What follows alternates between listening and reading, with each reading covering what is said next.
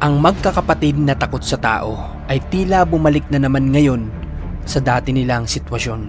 Pag kami umidad, ay sino mag-aalaga nito? Yun lang ang aking naisip sa aking lingkod, sa aking sarili. Iwas at takot sa tao, yan ang personalidad ng magkakapatid na ito. Kaya po kasi ako dito tayo pumunta para kunin ko yung mga kailangang materyales. Nasaan po yung listahan tayo? Wala naman listahan ng binibigay sa buwan. Bakit po wala? Busy ka kami sa trabaho. Kaya hindi namin na-focus sa aking mga anak. Mas magaling pwede ibabato na kung ano. Kung talaga ito ay ito tatanggalin, sisirain. Ibababa na. John Robert, isa pa nga! John Robert, isa pa! Ngayong araw ay samahan nyo kami na muli nating kamustahin ang tatlong magkakapatid na may kapansanan.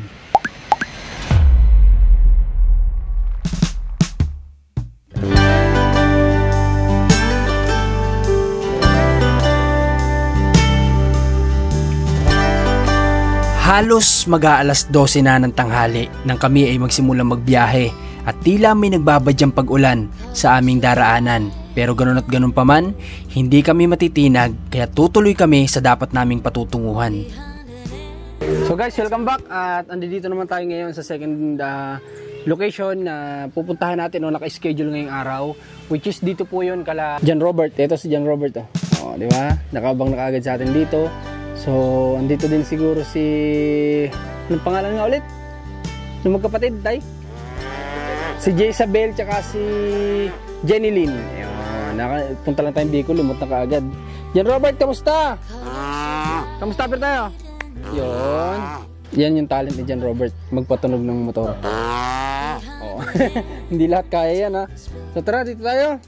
So, tapos nga lang ng ulan at may sinubukan kaming daan kanina na bago para papunta dito para sa ganun may malaman tayong ibang daan kung saan mas malapit, pero medyo malapit pero rough road lang talaga, pero okay din naman. Dito nga si tatay, first time nating mamimit. Tay, kamusta po? Ay, ayos naman. Ano pong pangalan niyo, tatay? Mariano Enrico. Si Tatay Mariano, asawa ni Nanay, ano nga pong pangalan? Evelyn. Nanay Evelyn. So, nasan si Nanay ngayon, tay? Nasa kanila sa Juan, dito sa Sariaya. Okay po, nasa Sariaya? Doon sa kanyang mga kapatid. Bakit po siya napunta doon? Ay, kung sa may piyesta doon. Bakit kayo naiwan? Ay, ako taong bahay sa amin. Dahil hindi pwedeng iwan ng mga bata. Okay, hindi sila pwedeng isama para ma-experience sana nila yung makilala yung mga kamag-anak. Ay, nakapunta naman yun doon. Bakit ngayon hindi sila napasama? Bakit? Ay, kung sa kuli, ang gusto sila parang kuhan. Kung sa para hindi siya masyadong maraming asikasuhin. Para ma-enjoy din naman niya. Oo. Okay, so si tatay lang pala. Ibig sabihin kayo lang yung nandito po? Oo, kami lamang. Okay, ngayon lang kita tatay na tsimpuan. Bakit wala kaya tapong trabaho ngayon? Ay, wala na eh. Paano wala po? Wala na mangga.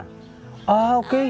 Pag tagbunga lang talaga ng mangga. Tagbunga lang ang mangga pag ako may trabaho. O paano tayo ngayong wala? Paano? Ano nang hanap buhay niyo naman? Ay wala. Ay ganun? Oo. Wala kayong alternatibo na pwedeng Pang-araw-araw? Wala. So, dapat kasi tayo, nung before kami umuwi ng Bicol, dadaan talaga ako dito. At alam niyo ba guys, nahiya pa nga ako kasi yung naglapit kala tatay, ay nagpaluto daw siya dun sa tatay niya. Oo. Kakahiya guys, kasi although naunawaan nila na biglaan yung lakad natin pa Bicol. Pero inaantay ka ng aking anak. Okay. Kaya umahon, kaya nagpunta dito. Okay, so... Saka yung aking isang kuwan, yung aking magagawa ng bahay, yung estimated niyan. Nasaan na po siya ngayon? Ay lari sa kanila. Na-estimate niya na po kaya? May listahan na? Kaya po kasi ako dito tayo pumunta para kunin ko yung mga kailangang materyales. Nasaan po yung listahan tayo? Wala naman listahan ng binibigay sa kuwan. Bakit po wala? Dapat po mayroon siyang listahan para ibigay niya sa akin para kukunin ko lahat ng materyales na nilista niya. Ay pwede ko kawanin siya. Malayo po ba? Ay doon lamang.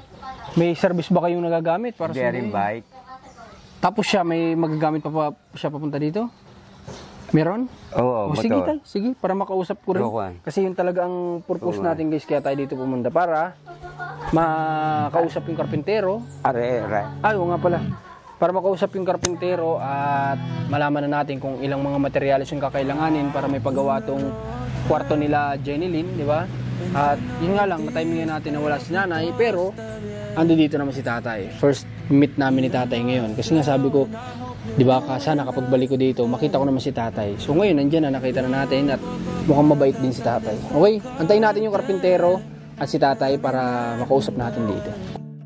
Bien difícil falling in love with you cause you made it look so easy. Pensando que me necesitabas y lo permití. Beber un poco para tratar de borrarte de mi mente. Una noche más, tranquilo. Una noche más, cómodo. Una noche más, tranquilo. Una noche más sin ti. Te lo juro, nunca te busco ni en los días más oscuros. Y baby, valió la pena en esos momentos duros. Mi corazón no puede más y mis ojos no podían ver la verdad frente a mi baby ya, baby ya. Una noche más. So guys, habang wala si tatay at may sinusundo, ayan, kalaro namin kanina pa ito sila, John Robert. So, si John Robert kasi ang talent niya pag gagawa ng sounds ng motor. John Robert, isa pa nga! John Robert, isa pa! Dali! 1, 2!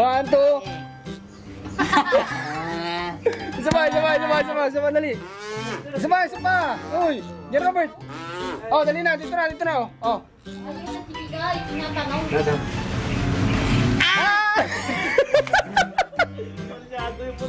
Palyado yung motor natin dyan, Robert, ah. So, ay, dito na pala sa tatay, oh. Asan na po siya, tay? Wala, nagkukulaan, bibis lamang. May binibili lamang. Ah, sige, antayin po natin. Oo. Ah, sige. Sandali lang daw. Okay. Paparin. Sige. Jezabel! Kamusta? Magaw, gaman tanaw. Yeah. Nagkain ka na? Oo, nakain lang. Oh, good. Ba't di ka sumama kay mama mo? Ha? Kailangan doon eh. Gusto mo sunod tayo kay mama mo? Yo, bugo. Oh, grabe, mapagmahal pala talaga to si Jezabel, pati aso yung nahalikan. Sige kan. Yung? Hindi na lang. Nay! May hawak-hawak ka pating kutsilyo. Ayan o. Sorry. Ari ka na. Baka tayo. Baka mamaya matusok kayo niyan. Layutan ka. May hawak-hawak ng kutsilyo. Sorry na, wala. Yeah.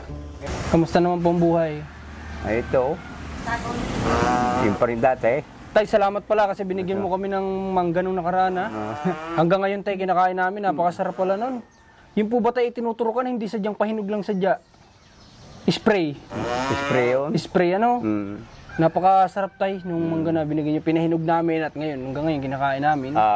Kaya salamat. Napakarami.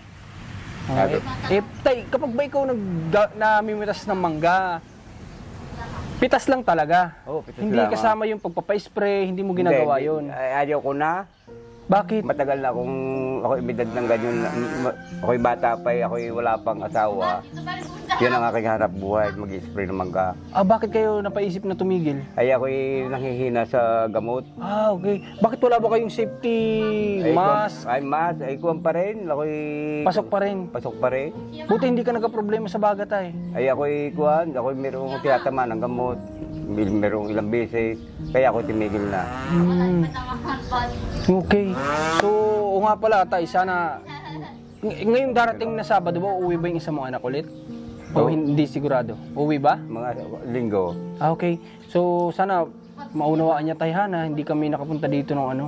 Ha? Nung pagsabi ko na pupunta tayo dito kasi nagkataon na biglaan talaga yung biyahe namin. Hindi pa dapat yun yung time na biyahe namin guys eh.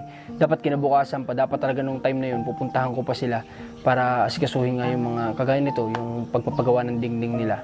Kaso nga lang nagkataon na importante, emergency talaga, kaya napabiyahe kami ng biglaan. So, Tay, may tanong ako sa iyo, Tay.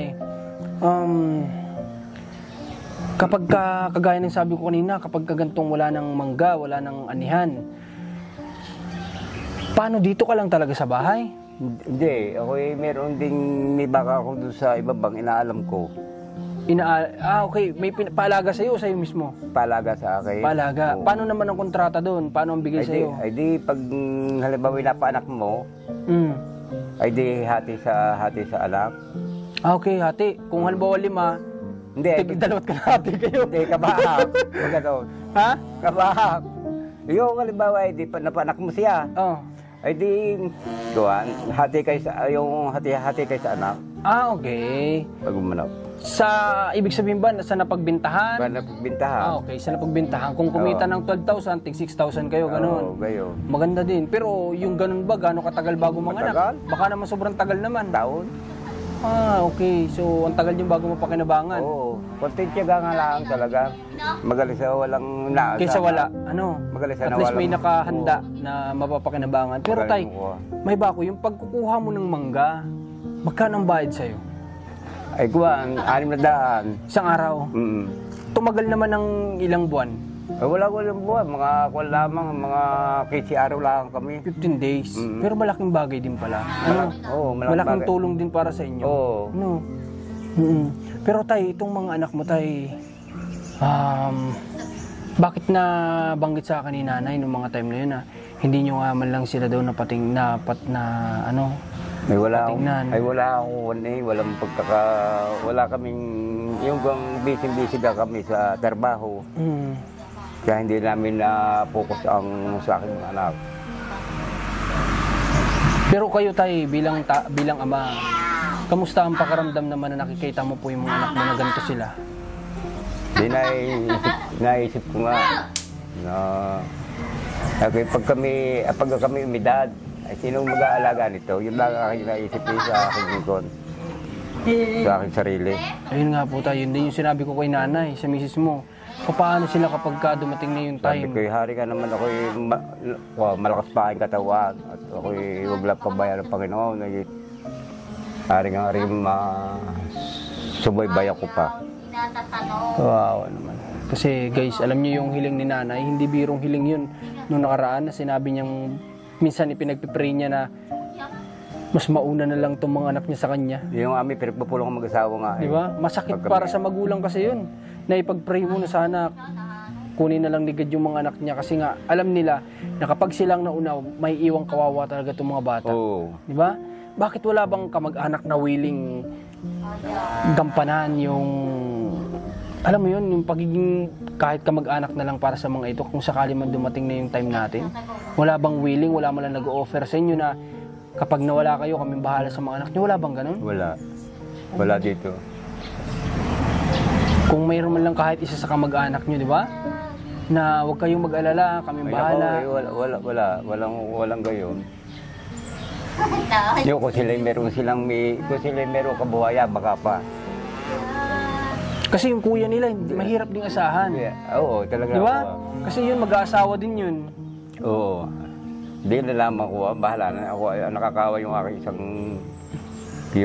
isa, yung katrabaho.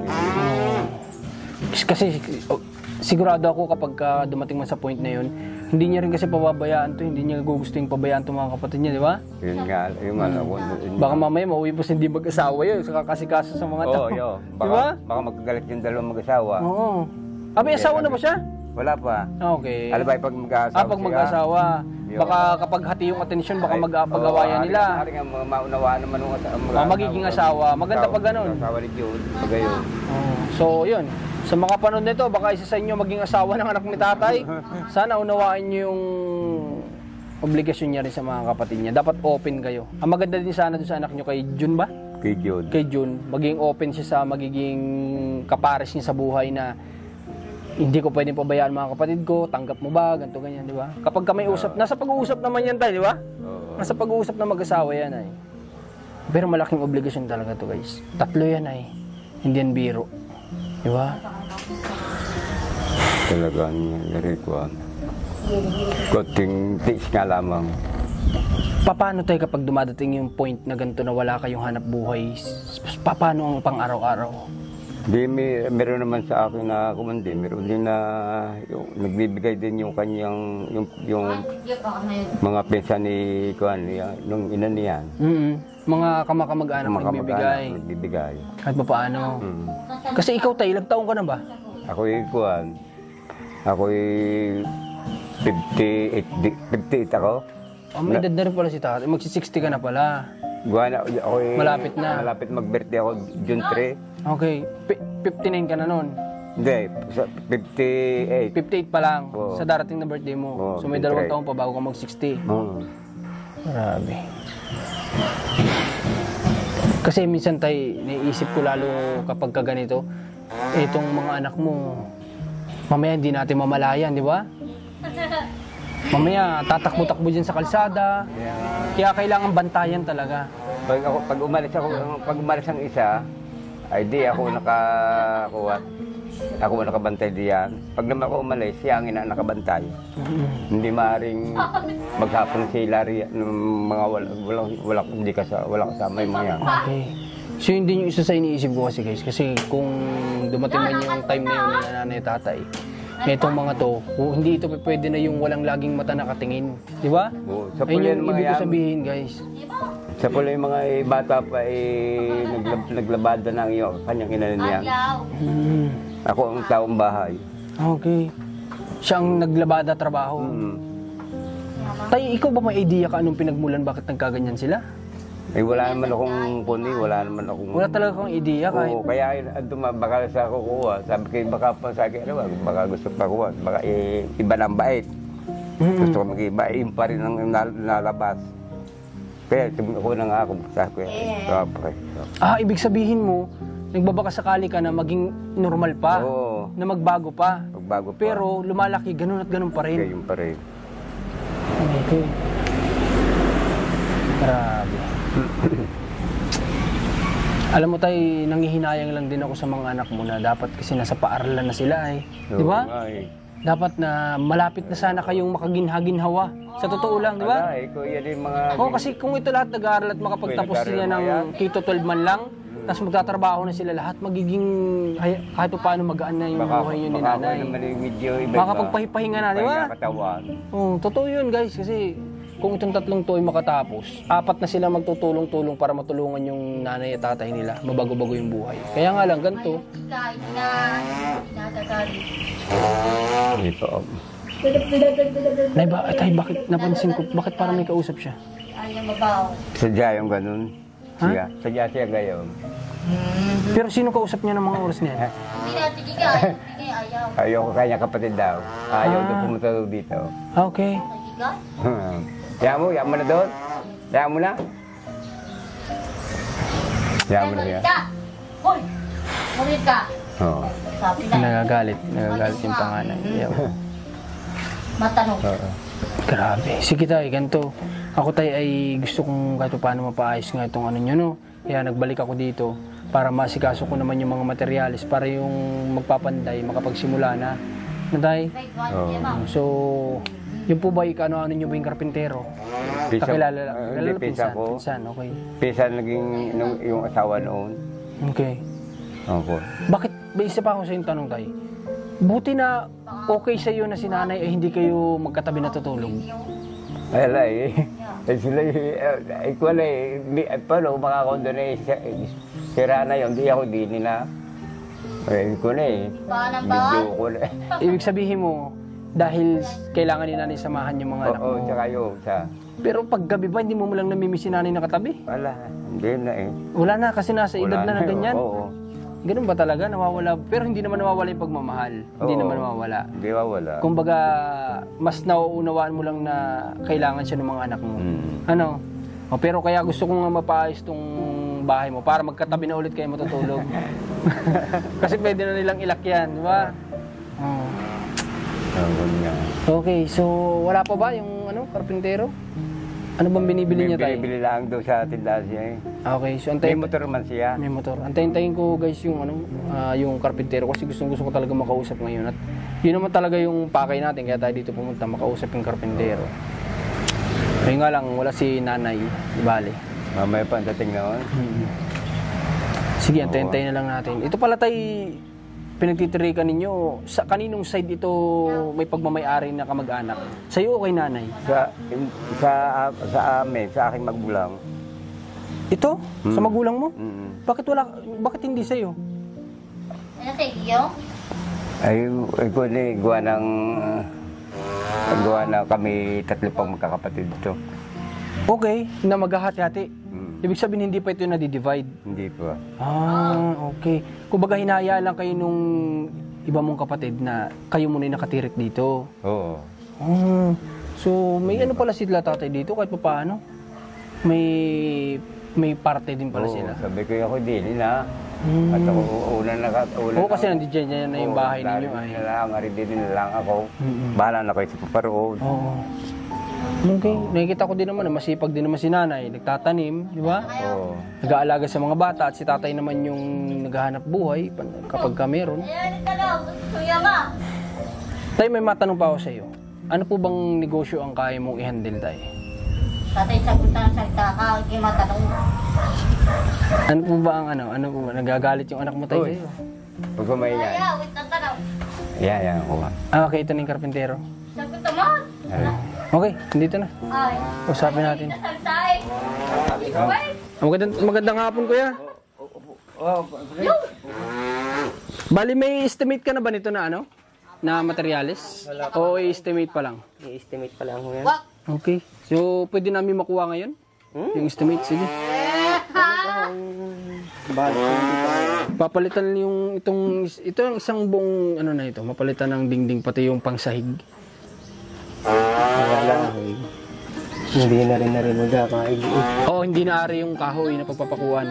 Sama mo na yun. Ano? Ay kung pati ang puste Pati puste ba? mahuna na yan. Okay.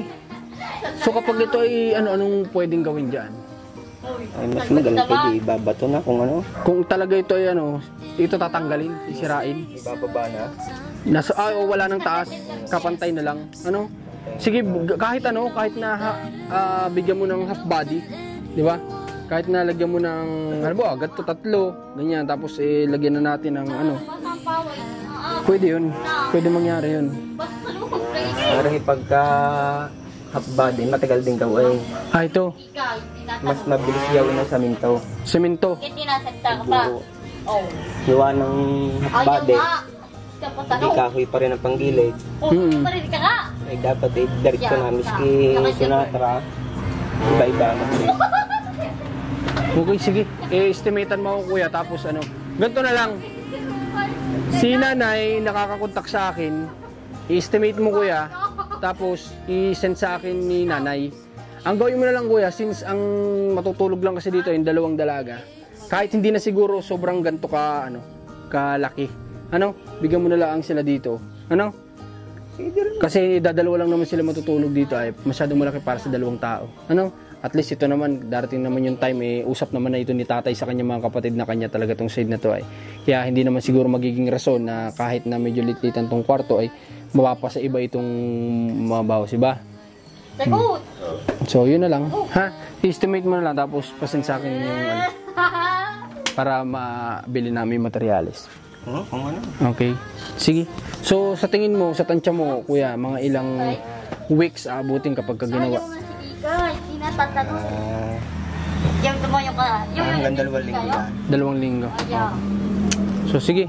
Yun na lang, gagawin na lang natin guys ay estimate ni kuya yan. Tapos, si nanay naman ang magsisend sa atin nung makukompute na materials.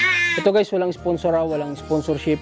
Ito, wala pa tayong sponsor talaga dito. Gusto ko lang talaga silang matulungan guys. Walang sponsor. Kita nyo, hindi naman viral ang videos. Pero gusto lang nating matulungan sila para sa mga dalaga ni nanay. Kasi nga, nakakatakot na tulugan ng isang dalaga ito. Diba? Butas, open.